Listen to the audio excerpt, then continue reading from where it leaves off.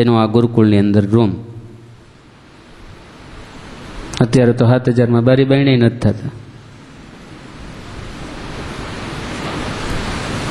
અને એ સમયે પાનેલી ગામના બાબુભાઈ ઘોડાસરા, બહુ ગરીબ પરિસ્થિતિ, ઉછીના પૈસા લઈ અને સ્વામી પાસે આવ્યા અને કીધું કે સ્વામી, અમારા એક રૂમની સેવા સ્વીકારો. સ્વામીને ખબર પડી કે ના, તમે ઉછીના પૈસા લઈને આવ્યા હોય તો અમારે તમારી સેવા નથી જોતી. ત્યારે બાબુભાઈ હાથ જોડી વિનંતી કરી કે સ્વામી, જો અમને સુખી કરવા હોય તો અમારી સેવા સ્વીકારી લ્યો. અને સ્વામીએ સેવાનો સ્વીકાર કર્યો. અને પછી સ્વામીના સંકલ્પથી પાનેલીમાં પોતે મંદિર બંધાવ્યું. અને આજે ભગવાનની દયાથી છોકરાઓ વડોદરામાં છે. ખૂબ સ્વામી બાપાના આશીર્વાદથી વ્યવહારે ખૂબ એટલે ખૂબ સુખિયા થયા છે. તમારા પ્રતાપ થકી રંક તે રાજા બને, તમારા પ્રતાપ થકી પાંગળો પર્વત ચડે. એ ચોથું રહ્યું ને. બોળકા ગામના આંબા ભક્ત, એને પણ પગની બહુ તકલીફ હતી, પગ કાપવો પડે એવો હતો. પગની અંદર કેટલી બધી જીવાતો પડી હતી. ડોક્ટરે પગ કાપવાનું કીધું, ઓપરેશન કરવાનું કીધું. પણ આંબા ભક્તે ચોખ્ખું કહી દીધું કે મારા ડોક્ટર એ તો જોગી સ્વામી પીપલાણાવાળા છે, એ જ્યારે કહેશે ત્યારે હું પગ કાપીશ, કેમ હું કરીશ, બાકી તમારા કહેવાથી પગ નહીં કાપું. સ્વામી એને આશીર્વાદ આપ્યો, દવા ચીંધી અને એને પગ જેવો પગ થઈ ગયો. કહેતા પગ કાપવો પડે એવું હતું, છતાં પણ એને પગ પ્રાપ્ત થઈ ગયો. એમ તમારા પ્રતાપ થકી પાંગળો પર્વત ચડે. તો નિષ્કુળાનંદ સ્વામીએ આજે 4 પંક્તિઓ લખી છે. એ પંક્તિઓ આપણે સ્વામીના જીવનની અંદર સૌ કોઈએ માણી છે.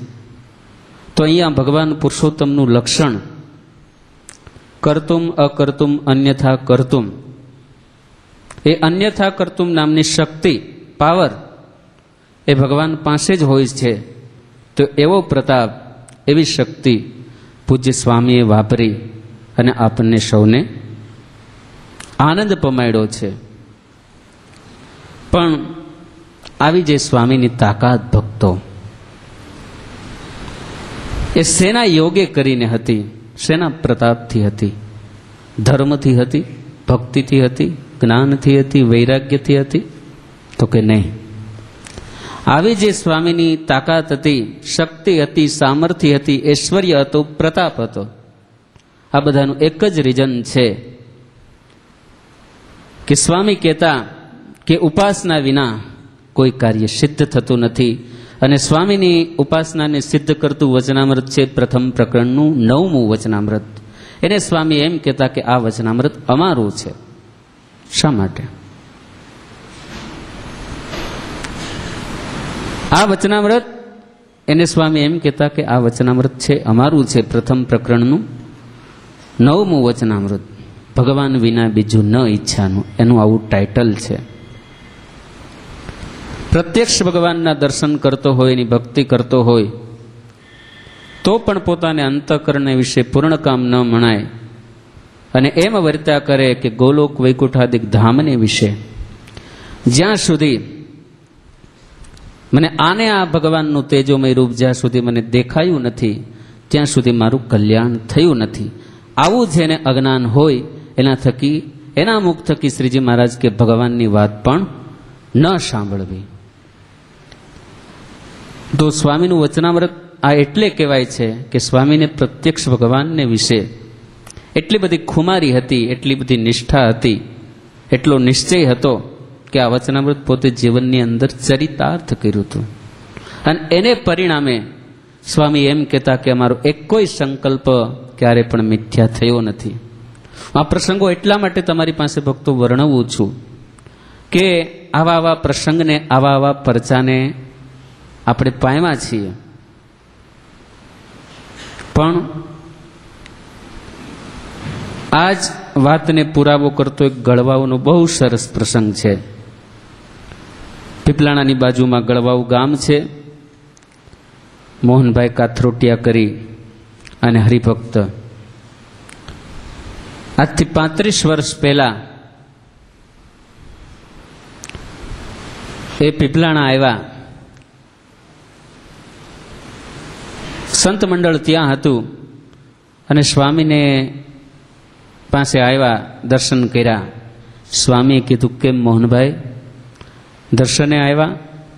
ત્યારે સ્વામીએ કીધું કે દર્શને તો આવ્યો છું, પણ સાથે સાથે એક કામ લઈને તમારી પાસે આવ્યો છું. સ્વામી કે શું કામ છે? જોજો, ગમે ત્યારે સ્વામી પાસે દિન દુખીઓ જાય તો જે કાંઈ પોતાના દુઃખની રજૂઆત કરે, રિક્વેસ્ટ કરે, એટલે સ્વામી તરત જ કહી દેતા સારું, ભગવાન મટાડી દેશે, સારું કરશે, હાથ ફેરવી દે. સ્વામી તમારી પાસે એક કેસ લઈને પણ આવ્યો છું, કેન્સર થયું છે. સ્વામી કે ક્યાં કેન્સર થયું છે? પોતાનો હાથ બતાવ્યો કે સ્વામી અહીંયા કેન્સર થયું છે. સ્વામીએ હાથ જોયો, હાથ જોઈ અને સ્વામી કાંઈ બોલ્યા નહીં.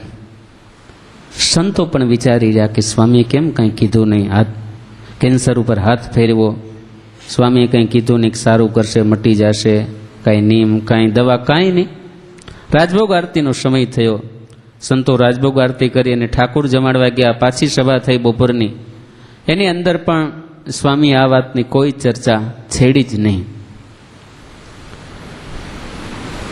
સંતો પણ વિચાર કરે કે ગમે એવો આવે, ગમે એવો દુખિયારો સ્વામી પાસે આવે ત્યારે સ્વામી એને દુઃખ પ્રમાણે આશીર્વાદ આપે જ છે. આવા સ્વામી દયાળુ છે. આને કંઈ કેમ કીધું નહીં. આરામનો સમય થયો એટલે દરેક સંતો સાધુ આશ્રમની અંદર આરામ કરવા ગયા. સ્વામી પણ પોતાને આસને ગયા. આસને બેઠા બેઠા સ્વામીએ 1.5 કલાક સુધી માળા ફેરવી. માળા ફેરવી અને સ્વામી પાછા વહેલા સભામાં આવી ગયા. 2 વાગે સભાની અંદર આવ્યા અને સ્વામી સંતો પણ ધીરે ધીરે આવવા લાગ્યા. સ્વામી સંતોને વાત કરે છે કે સંતો, મોહનભાઈ ગળવાઉથી આવ્યા છે, કેન્સરનો રોગ થયો છે. એટલે સ્વામી કે અમે 1.5 કલાક સુધી માળા ફેરવી અને માળા ફેરવતા ફેરવતા ધર્મને એમ કીધું કે તું આ કેન્સર મટાડી દઈશ. કોને? ધર્મને. ત્યારે ધર્મ નામનો ગુણ એમ કે છે કે મારું આ કામ નથી. ભક્તિને પૂછ્યું, તું આ કેન્સર મટાડી દઈશ? એણે પણ ના પાડી. વૈરાગ્યને પૂછ્યું, આત્મનિષ્ઠાને પૂછ્યું, એટલે પછી છેલ્લે કે સ્વામી કે અમે અમારી સ્વરૂપ નિષ્ઠાને પૂછ્યું કે આ મોહનભાઈનું કેન્સર તું મટાડી દે. સ્વામી કે સાક્ષીની અંદર, હૃદયની અંદર, જીવમાં હા પાડી ગઈ અને કીધું કે હું મટાડી દઈશ. આવી જે આ વાતો કરે છે ને ત્યાં મોહનભાઈ આવ્યા સ્વામી પાસે ઉતારામાંથી અને સ્વામીને કીધું, તો તમારે આશરે આવ્યો છું, તમે કાંઈ મને આ કેન્સરનું કીધું ને એટલે મેં વિચાર કર્યો કે તમારે કદાચ મને આ પૃથ્વી ઉપર નહીં રાખવો હોય, ધામમાં મોકલી દેવો પડશે હશે, એટલે કંઈ કીધું નહીં. સ્વામી, જીવાડો હોય તો તમારા હાથમાં છે, ધામમાં મોકલવો હોય તો તમારા હાથમાં. પછી સ્વામીએ કીધું કે બાજરાના ઢૂસા એને મીઠામાં બાફી અને હાથની આજુબાજુ લગાડજો અને કલાક એક ગરમ પાણી, 9 શેકા પાણીનો શેક કરજો, જાઓ તમને કેન્સર મટી જાય. આ પ્રમાણે દવા કરી અને કેન્સર છે એ સ્વામીનું, પેલા મોહનભાઈનું મટી ગયું. ઘણા વર્ષ સુધી એ કોલ્હાપુરમાં હતા. કદાચ છેલ્લા 5-10 વર્ષની અંદર એ મોહન બાપા ધામમાં ગયા હશે. અમે પણ જ્યારે જ્યારે કોલ્હાપુર જતા ત્યારે મોહન બાપા આ વાત છે કરતા. કહેવાની વાત એ છે કે આવો અસાધ્ય રોગ હતો, એને સ્વામીએ મટાડી દીધો. કેના પ્રતાપથી? તો કે સર્વોપરી નિષ્ઠા, ઉપાસના. સ્વામી કહે છે કે ઉપાસના વિના કોઈ વાત છે એ સિદ્ધ થતી નથી. ઉપઆસ્યતે અનેન ઇતિ ઉપાસના. ભગવાનની સમીપમાં જેમનું આસન છે, જેની બેઠક છે,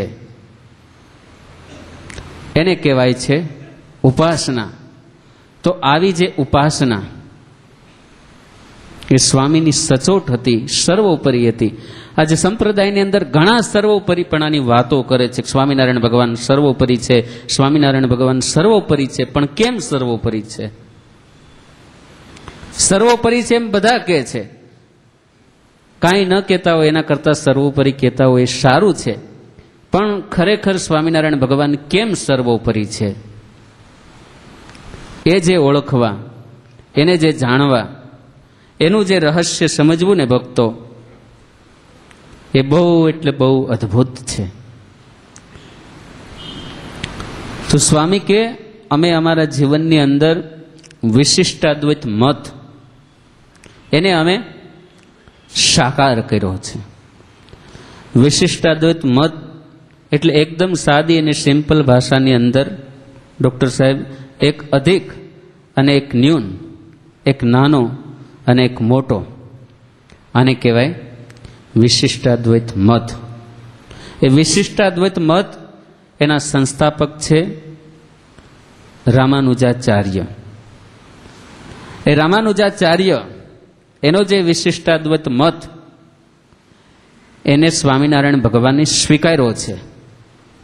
પણ કેવી રીતે? તો કે બાંધછોડ કરીને. બાકી જાજા એવી જ વાતો કરે છે કે રામાનુજાચાર્યનો જે વિશિષ્ટાદ્વૈત મત છે એ જ વિશિષ્ટાદ્વૈત મત સ્વામિનારાયણ ભગવાને આખે આખો એમને કોપી ટુ કોપી સ્વીકારી લીધો છે.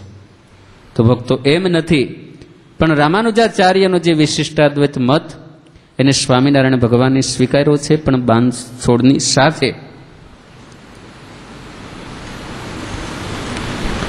વિશિષ્ટમ ચ ઇતિ વિશિષ્ટે વિશિષ્ટયોઃ અદ્વૈતમ ઇતિ વિશિષ્ટાદ્વૈતમ ન દ્વૈતમ ઇતિ અદ્વૈતમ ઇતિ વિશિષ્ટાદ્વૈતમ. સંસ્કૃત ભાષાની અંદર એ વિશિષ્ટાદ્વૈત મતનો આવો સમાસ થાય છે.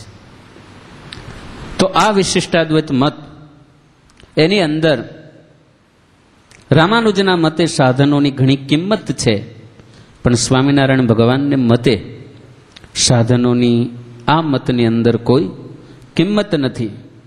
રામાનુજાચાર્ય વિશિષ્ટાદ્વૈત મતનો રેફરન્સ અભિપ્રાય એવો આપે છે કે ધર્મ, જ્ઞાન, વૈરાગ્ય અને ભક્તિથી યુક્ત આ 4 ગુણ હોય એટલે વિશિષ્ટાદ્વૈત મત બરોબર કહેવાય.